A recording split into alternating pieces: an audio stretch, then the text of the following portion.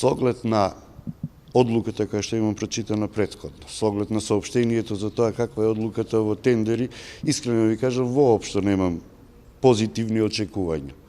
Дури ни тоа што денеска застапниците на СЈО влегува во замка самите на начин што ја презентира член 8 од Европската конвенција, со потенцирање дека е заштита од неовластено снимање на државни институции, а потоа тврдеа, како да имаме правосилна пресуда, дека токму државни институции и овие снимки врз основа на кои тие работат ги изготвиле. Што е тогаш тука дозволено во овие снимки?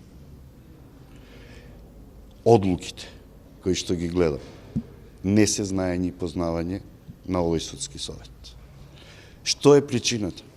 Може би никогаш ќе се дознае, може би никогаш нема да се дознае. Дали причината е во сето оно што тие снимки на СЈО никој не може да ги контролира?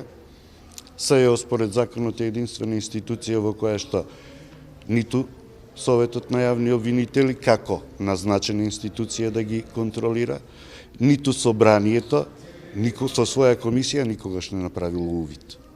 Чии и колку снимки и на кои граѓани се.